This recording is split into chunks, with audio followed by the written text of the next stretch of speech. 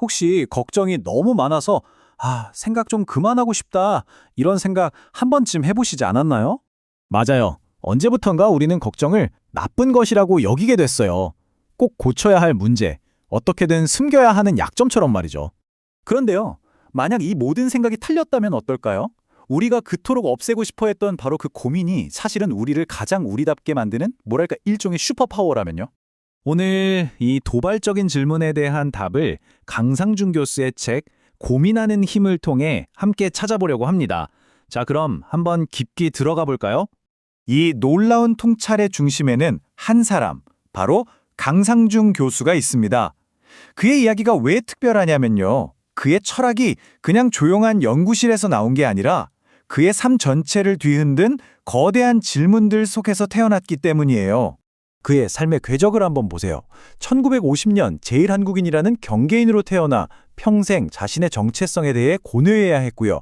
최고의 지성이 된 후에도 보이지 않는 차별과 싸워야 했죠. 그리고 결국 사랑하는 아들을 먼저 떠나보내는 인간이 겪을 수 있는 가장 깊은 고통과 마주하게 됩니다. 그의 고민은 그냥 머릿속 생각이 아니라 살아내는 과정 그 자체였던 겁니다. 어쩌면 그의 철학적 여정은 어머니의 이 한마디에서 시작됐을지도 몰라요. 사람 마음은 원래 고민의 바다란다. 이 말이 그에게 피할 수 없는 진실 하나를 깨닫게 한 거죠. 인생이란 본래 고통과 고민으로 가득 찬 바다, 즉 고해와 같구나 하고요. 바로 이 지점에서 우리는 압도될 수밖에 없습니다. 그의 철학은 책상 위에서 곱게 다듬어진 이론이 아니에요. 차별과 상실, 정체성이라는 거친 파도 속에서 정말 온몸으로 버텨내면 단련된 살아있는 지혜인 거죠. 자, 그렇다면 그가 그 치열한 삶을 통해 얻어낸 핵심 통찰은 과연 무엇일까요? 지금부터 고민이라는 단어를 완전히 새롭게 한번 들여다보겠습니다. 강상준 교수가 말하는 고민은요, 우리가 평소에 하는 그런 자잘한 걱정하고는 차원이 다릅니다. 이건 오직 인간만이 할 수 있는 나는 왜 사는가 같은 아주 깊고 근원적인 질문이에요. 그리고 바로 이 능력이야말로 우리를 다른 모든 생명체와 구분짓는 위대한 특징이라고 그는 말합니다. 이 둘의 차이는 아주 명확해요. 왼쪽에 있는 걱정들은 뭐랄까 스쳐 지나가는 바람 같은 거죠. 오늘 점심 뭐 먹지? SNS 좋아요가 왜 이렇게 안 늘지? 같은 것들이요. 하지만 오른쪽에 있는 고민은 우리 존재의 뿌리를 뒤흔드는 지진과도 같습니다. 나는 누구인가? 내 삶은 과연 의미가 있는가? 같은 정답 없는 질문들 말이에요. 이런 생각은 우리를 또 다른 위대한 사상가 빅터 프랭클에게로 이끕니다. 그는 인류 최악의 비극인 홀로코스트를 겪고 나서 이렇게 선언했죠. 무언가를 만들어내는 호모 파베르도 중요하지만 고통 속에서 의미를 찾는 호모 파티엔스야말로 인간의 진정한 가치를 보여준다고요. 그리고 여기서 우리는 정말 숨을 멈추게 됩니다. 상상할 수 있는 모든 걸 빼앗긴 아우슈비츠 수용소 안에서 프랭클은 한 가지 진실을 발견해요. 그들이 내 놈을 가둘 수는 있어도 내 생각과 고뇌까지는 빼앗을 수 없다는 것. 이것이 바로 인간에게 남은 최후의 자유이자 가장 강력한 저항이었습니다. 이것이 바로 고민하는 힘의 진짜 본질인 거죠. 그런데 이런 거대한 불안감, 이게 과연 우리 세대만의 문제일까요? 놀랍게도 강상준 교수는 이 문제의 뿌리를 찾기 위해 우리를 100년도 더 전인 19세기로 데려갑니다. 이 표를 한번 보세요.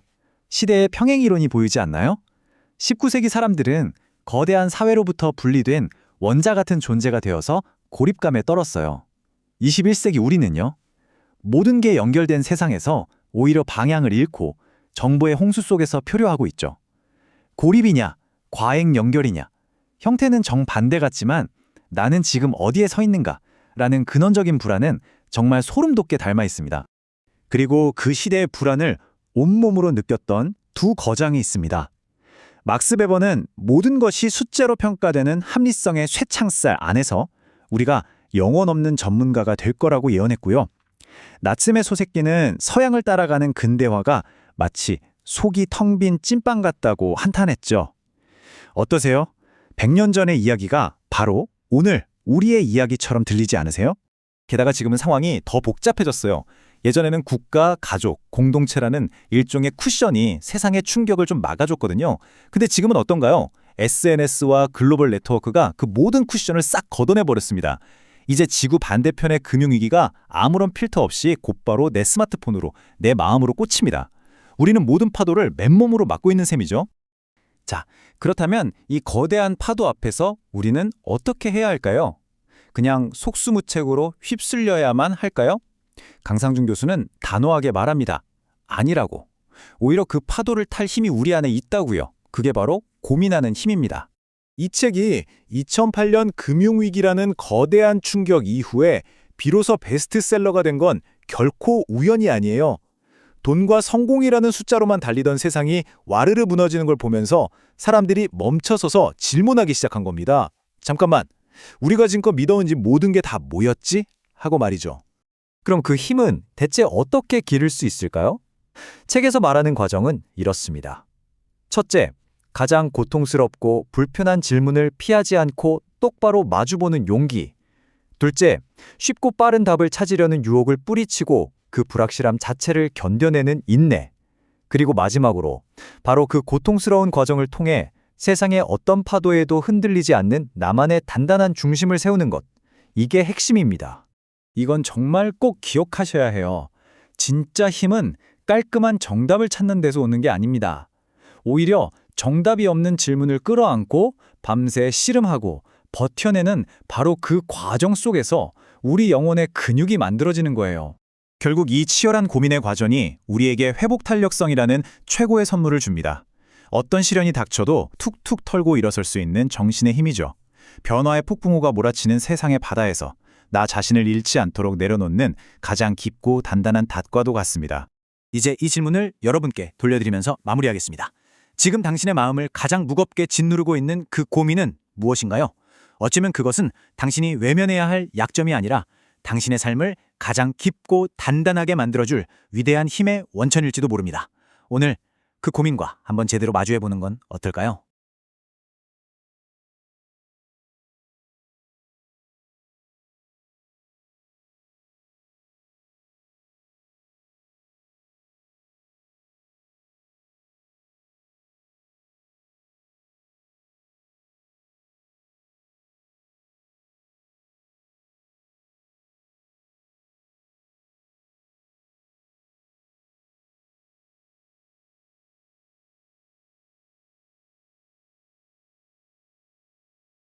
혹시 난 왜 이렇게 걱정이 많을까 하고 생각해 보신 적 있으세요?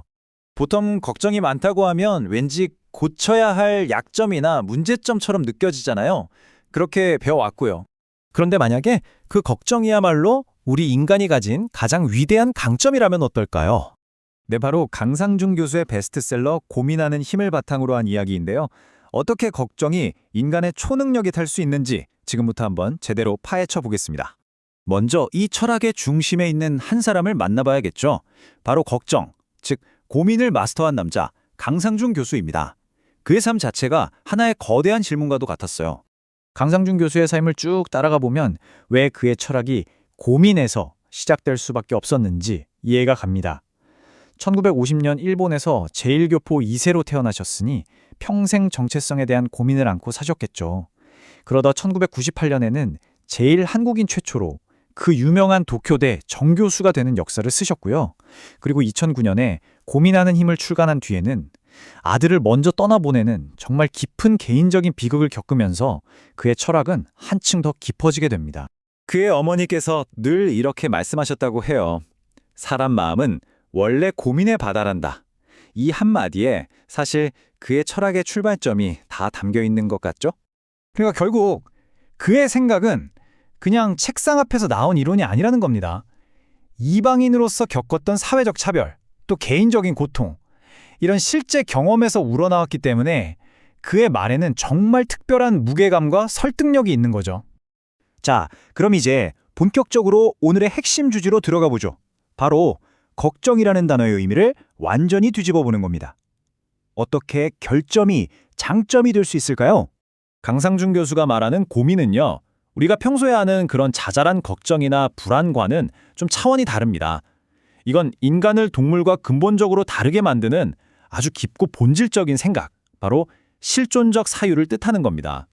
여기 화면을 보시면 두 가지 걱정의 차이가 딱 보이죠. 왼쪽은 뭐 SNS 보면서 남하고 비교하거나 유행에 뒤처질까봐 불안해하는 그런 피상적인 걱정들이에요. 근데 오른쪽은 나는 누구지? 내 인생의 의미는 뭘까? 어떻게 살아야 하지?처럼 삶의 근본을 파고드는 그런 실존적인 고민들이죠. 강상준 교수는 바로 이 오른쪽에 집중해야 한다고 말하는 겁니다. 이런 생각은 강상준 교수 혼자만 한 게 아니에요. 홀로코스트 생존자이자 정신과 의사였던 빅터 프랭클의 통찰과도 정확히 일치하거든요. 프랭클은 말했습니다. 무언가를 만드는 인간, 호모 파베르보다 고뇌하는 인간, 호모 파티스가 더 가치 있다고요. 이 지점이 정말 소름 돋지 않나요? 프랭클은 그 끔찍한 강제 수용소에서 모든 걸 빼앗기고도 딱 하나, 스스로 생각하고 질문하고 고민할 수 있는 능력만큼은 그 누구도 빼앗아갈 수 없는 최후의 자유라는 걸 깨달았던 거죠. 어떻게 보면 고민이야말로 인간이 할 수 있는 가장 강력한 저항인 셈이에요. 자, 그럼 이제 시야를 좀 더 넓혀볼까요? 우리가 지금 겪는 이 불안이 사실은 완전히 새로운 게 아니라는 걸 한번 보시죠. 놀랍게도 19세기를 보면 지금 21세기가 보입니다. 이 표를 보면 아주 명확한 평행 이론이 보입니다. 19세기에는 개인주의가 퍼지면서 사람들이 마치 원자처럼 다 쪼개져서 고립감을 느꼈어요. 21세기인 지금은 어때요? 세계화라는 거대한 흐름 속에서 국경 없이 쏟아지는 정보와 변화에 압도당하면서 그때랑 비슷한 불안을 느끼고 있는 거죠. 이미 19세기의 위대한 사상가들은 이런 미래를 다 내다봤어요. 막스 베버는 합리성이라는 쇠창살에 갇혀서 영혼 없는 전문가가 될 거라고 경고했고요. 나츠메 소세키는 근대의 발전이라는 게 겉만 번지르르 하고 속은 텅 빈 공갈빵 같다고 표현했죠. 이거 완전 오늘날 우리에게 같지 않으세요? 그런데 왜 유독 지금 우리가 이 불안을 더 격렬하게 느끼는 걸까요? 그건 바로 세계화와 소셜미디어가 과거에는 있었던 일종의 쿠션들을 싹 다 없애버렸기 때문이에요. 이제는 지구 반대편에서 일어난 경제 위기나 끝없는 사회적 압박 같은 충격들이 아무런 필터 없이 우리한테 직접, 그것도 실시간으로 꽂히는 시대가 된 거죠. 자, 그렇다면 도대체 이 거대한 고민의 힘을 우리는 어떻게 써먹을 수 있을까요? 이 싸움 속에서 진짜 힘을 길러내는 방법을 알아보겠습니다. 고민하는 힘이 그야말로 신드롬이 된 계기가 있었어요. 바로 2008년 글로벌 금융위기 직후였습니다. 오직 돈, 숫자만 보고 달려가던 삶이 와르르 무너지니까 사람들이 이게 맞나? 하는 근본적인 질문을 던지기 시작한 거죠. 그때 이 책이 하나의 대안처럼 다가왔던 겁니다. 이 책에 말하는 강력한 고민의 과정은 딱 3단계로 정리할 수 있습니다. 첫째, 불편하더라도 깊은 질문을 피하지 말고 똑바로 마주하는 것. 둘째, 어떻게든 쉬운 답을 찾으려고 조급해하지 않고 그 불확실한 상태를 견뎌내는 것. 그리고 마지막 셋째, 이 과정을 통해서 그 누구도 흔들 수 없는 나 자신에 대한 이해, 단단한 내면의 중심을 만들어가는 겁니다. 여기서 진짜 중요한 포인트가 이거예요. 힘은 정답을 찾는 것에서 나오는 게 아닙니다. 힘은 그 질문이랑 끙끙대면서 씨름하는 바로 그 과정 자체에서 생겨나는 거예요. 고민하는 그 시간 자체가 우리를 단련시키는 셈이죠. 이 과정을 제대로 겪고 나면 우리는 정신적으로나 감정적으로 훨씬 단단해질 수 있습니다. 끊임없이 변화하는 세상에 휘둘리지 않고 굳건하게 내 두 발로 설 수 있는 힘, 즉 회복 탄력성을 기를 수 있게 되는 거죠. 이게 바로 고민하는 힘이 우리에게 주려는 진짜 선물입니다. 자, 마지막으로 여러분께 이 질문을 한번 던져보고 싶네요. 지금 여러분의 삶을 가장 힘들게 하는 그 커다란 고민, 어쩌면 그게 바로 여러분 인생의 가장 위대한 힘의 원천이 될 수 있지 않을까요?